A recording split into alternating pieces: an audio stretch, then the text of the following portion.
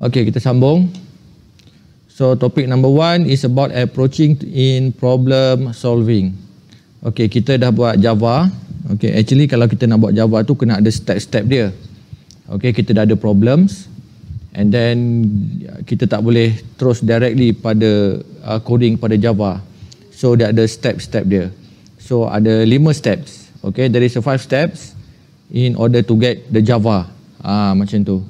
Okay, in order to complete the satu program. Kamu jelas tak dia punya, kamu punya view?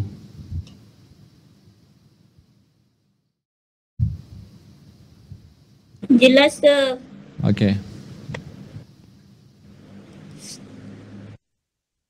Okay, there is a 5 steps. Okay, step number 1. Okay, step number 1 is the problem analysis.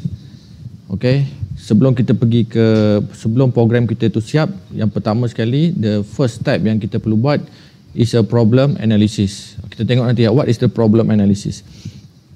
And after the problem analysis, we should do the design a solutions. So nanti kita explain, and then barulah kita implementations. Apa maksud implementation? Nanti kita akan tengok. And then selepas after implementations, so kita akan buat testing. Then lastly documentations.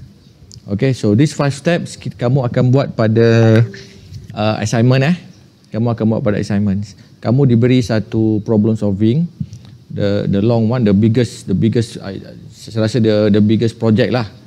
Okay, dan kamu kena buat step number 1, step number 2, step number 3, step number 4 and step number 5. Okay, and finally you produce satu program. Okay, di Java lah. Okay, what is the problem solving? Problem solving is the process of the transforming the descriptions of the problems. Okay, transforming the problem statements. Okay, problem statements into a solutions. So sebab itulah kita ada pecah-pecahan dia. Kita ada IPO, kita ada pseudocode, kita ada flowchart. Okay, itu dia punya description untuk kita buat, untuk kita solve the problems. Bukan hanya satu step, bukan terus kepada solution dia, tapi dia breakdown kepada beberapa solution, beberapa steps. Itu adalah problem solving.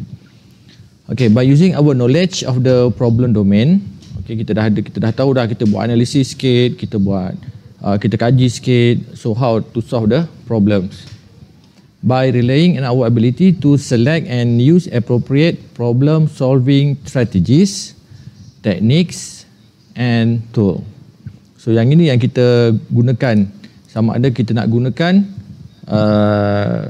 whether we want to use the repetitions, we want to use the selections, or we want to use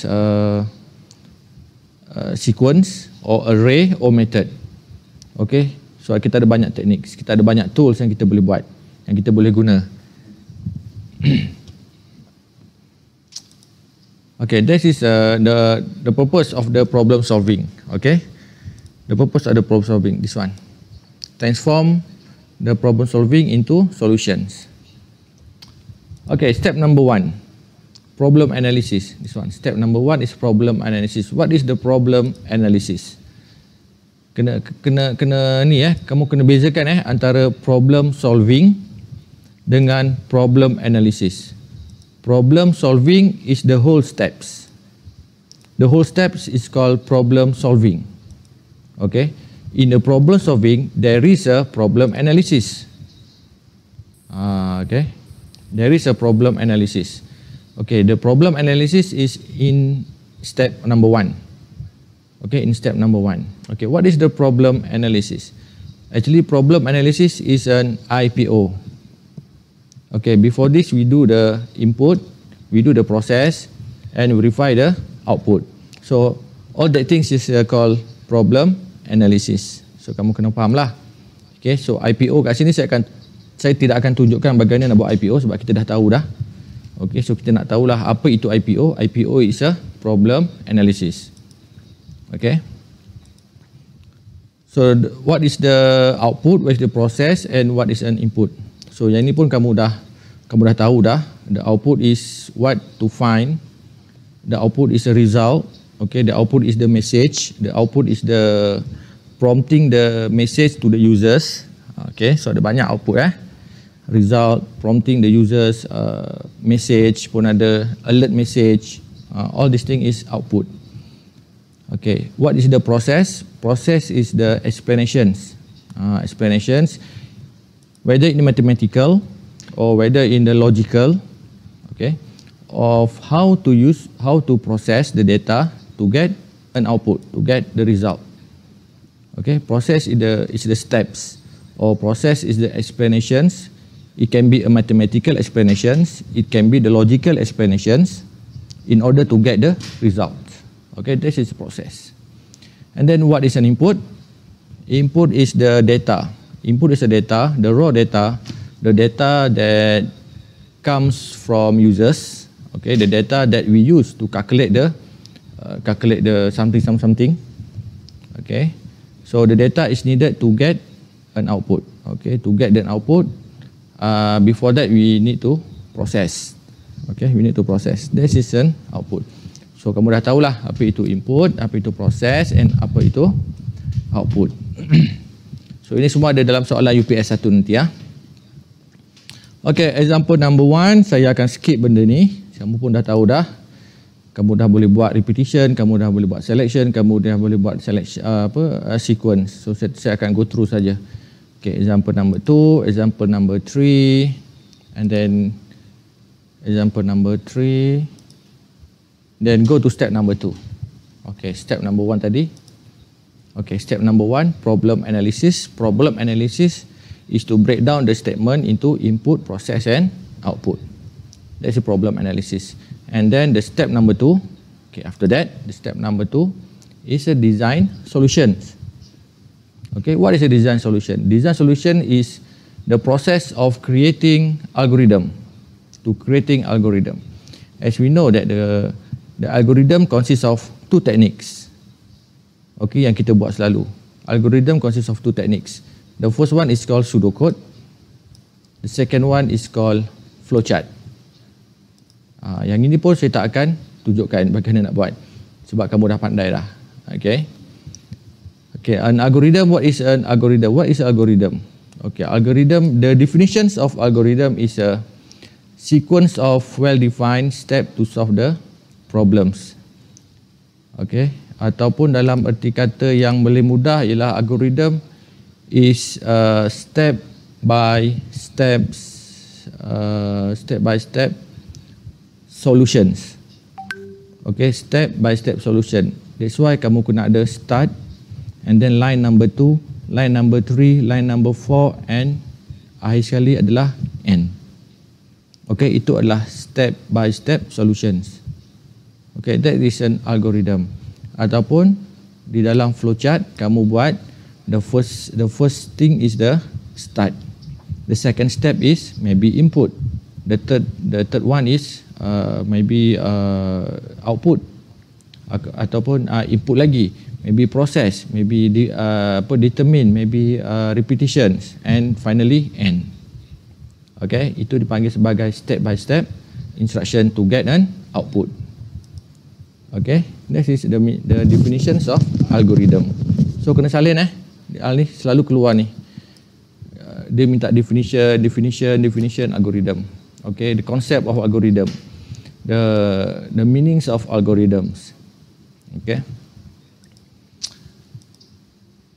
Okay, next yang kita buat kita buat pseudocode dan kita juga buat flowchart. Itu adalah di dalam step number 2. Step number 2 dalam step design solutions. Okay, kena ingat pseudocode and flowchart in the design solutions steps. Tapi IPO is a problem analysis steps. Step number 1. This is IPO. Okay, we do an IPO and we do the pseudocode and draw the flowchart. Okay. Okay, after the pseudocode and flowchart is finished, then the next step will be implementations. Okay, implementation. What is an implementation? Implementation is the process of writing a computer programming computer program using programming language. Ni yang penting ni. Setelah kita siap IPO, setelah kita siap pseudocode, setelah kita transfer semua tu ke dalam flowchart, and then now it's time to implement. Implement maksud dia apa? Implement is writing the program code based on pseudocode and flowchart and IPO. Faham Jadi kamu punya ketiga-tiga step tadi, okay, step 1, pseudocode, flowchart and IPO tadi semuanya berkait sehinggalah di akhirnya kamu buat Java, di akhirnya kamu buat programming language. Okay. Okay, for example, programming language, for example, Java language, C++, PHP, and etc. Okay, Melvin, ada masalah, Melvin?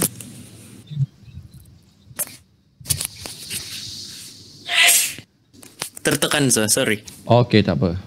Saya ingat kamu nak tanya. Okay, tak apa. Baik, setakat ni, step number 1, IPO, step number 2, pseudocode and flowchart, step number 2, and step number 3, implementation. Ada masalah tak nak tanya?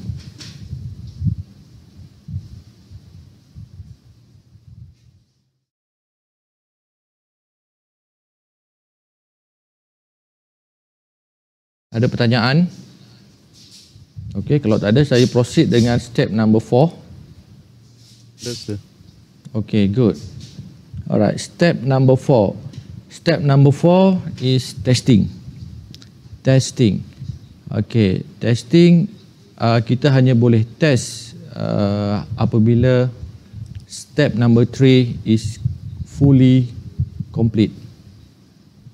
Okay, is fully complete. So apabila kita punya program start daripada input Java sampailah ke close braces, dah siap semua dengan data structure dia, dengan array-nya, dengan method dia dah siap, and then finally barulah kita test. Okay, test ni untuk apa? What is the purpose of the testing? Testing, the purpose of the testing is to show the output, and the output should be correct. Okay, so the output should be correct. Correct in terms of follow the user requirement, ataupun in terms of the follow the problem statement. Okay, if the problem statement need you do the this total of what, and then calculate the what, and then the result should be correct. Okay, the result should be fulfill the user requirement, fulfill the problem statement. Okay, so kamu punya result output dalam Java tu nanti mesti memenuhi kehendak soalan, mesti memenuhi kehendak problem statement. Itu yang dinamakan dengan correct. Walaupun program kamu tak ada error, walaupun program kamu tiada logic error, no syntax error, no logic error, no runtime error, tapi kalau output dia tidak memenuhi soalan, tidak memenuhi kehendak user, program kamu tetap salah. Okay, so the important things is you need to develop the program based on users requirement, based on question requirements. Okay, itu yang penting. Saya daripada awal-awal lagi saya ingatkan kepada kamu, fahamkan soalan dengan betul, fahamkan soalan dengan teliti. Okay, fahamkan soalan dengan teliti, barulah kamu buat kod. Bila kamu dah tahu soalan tu nak apa, kehendak dia apa, objektif dia apa, output dia kamu dah tahu apa, then barulah kamu boleh transfer kepada step 1, step 2 dan implementation. Itu sangat penting. Okay, sia-sia saja kalau kamu buat coding yang beratus-ratus, beribu-ribu lines, tapi hasilnya tidak memenuhi kehendak soalan, ataupun tidak memenuhi kehendak user. To meet user requirement. Itu sangat penting. Okay. Okay, itulah testing. Testing is not about to avoid the error, to avoid the syntax, to avoid the logic, to avoid the runtime. Okay, it's not about that. Dia lebih daripada itu. Okay, testing is about we must meet the user requirement. Okay, our programs that we develop must be meet the user requirement. Itu sangat penting. Okay, saya tekankan benda ni ya. Saya tekankan benda ni supaya kamu tak lupa. Okay, step number 4. Okay, step number 4 still masih lagi testing phase. Okay, program writer might have an error. Okay, there are 3 types of error. Okay, yang ni pun saya dah jelaskan. Syntax error, runtime error and logic error. Okay, syntax error is the error on the grammars. Okay, kalau kamu tertinggal terminator and then dia akan ada error. Jika kamu tertinggal satu saja bracket itu tiada pasangan, and then itu syntax error. Okay, runtime error seperti yang saya sebut, kamu divide by 0. Okay, divide by 0, the numbers divide by 0, and then kamu punya looping sentiasa bergerak. Okay, sentiasa berada looping, dia tidak keluar daripada loop, dia tidak stop. This is runtime error. Logic errors, what is logic error? Logic errors is kamu tiada syntax error, kamu tiada runtime error, kamu boleh ada output. Boleh ada output tapi outputnya tidak memenuhi kehendak soalan, tidak memenuhi kehendak users. Okay, not meet to users requirement. Ini sangat penting. Okay. Okay, debug means kita run error and then kita repair. Run error kita repair. Run error kita repair. That is debugging. Okay, debugging is the process of removing errors from the program. So bagaimana kita nak detect errors? By running the program, execute the programs, execute the lines, and then dia akan keluar error, and then kita repair. Nanti kita remove error itu by repairing the code, and then kita run semula. Ada error, then kita repair balik, run balik, error semula, kita run balik. Sentiasa buat macam tu. Okay. Okay, that is step number 4. Now we're going to the step number 5. The documentations. Okay, documentations di dalam exam. Okay, dalam exam saya tekankan kat sini sangat penting. Masuk documentation kat sini ialah kamu punya description kat atas. Okay, description kat atas tu. Kat atas tu saya selalu tekankan kamu tulis nama, tulis program apa, untuk apa, tarikh. Itu pun sudah memadai sebagai description. Okay, sebenarnya ada lagi description di dalam blog. Di dalam blog ada lagi description yang penting. Itu nanti saya akan jelaskan dari masa ke semasa. Okay, documentation. Itu namanya documentation. Documentation biasanya kita tulis dalam bentuk komen. Okay, tulis dalam bentuk komen, sama ada kita buat satu lines. Okay, dengan menggunakan slash. Ataupun kita gunakan paragraph dengan menggunakan slash, star, slash. Okay, that's the documentation. Okay, definitions of documentations in terms of programming is explanations of the program.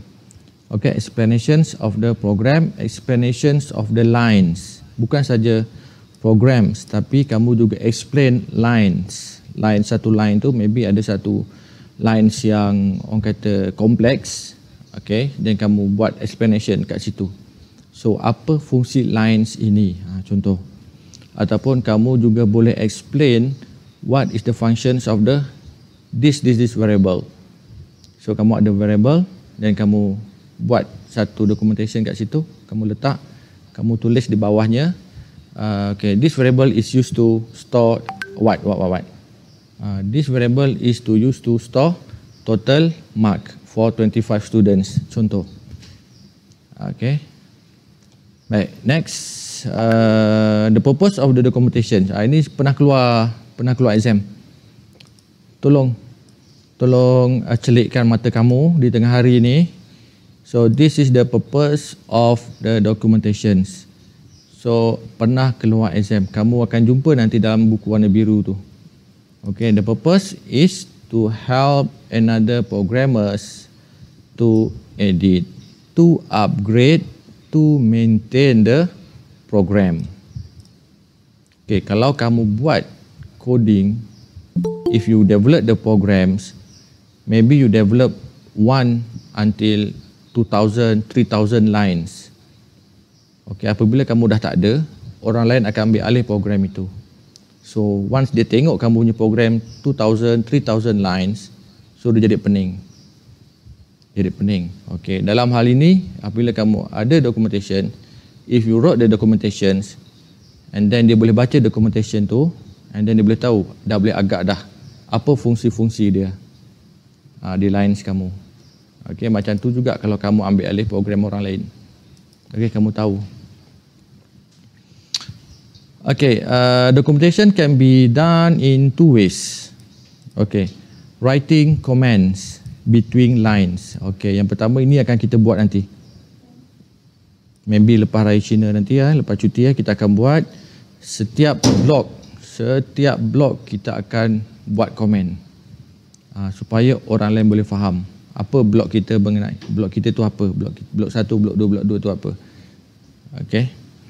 Then the second one is to create the separate text file to explain the program. Okay, yang ini kamu create satu lagi file, txt file, text file dan sebagainya, dan kamu cerita dalam tu.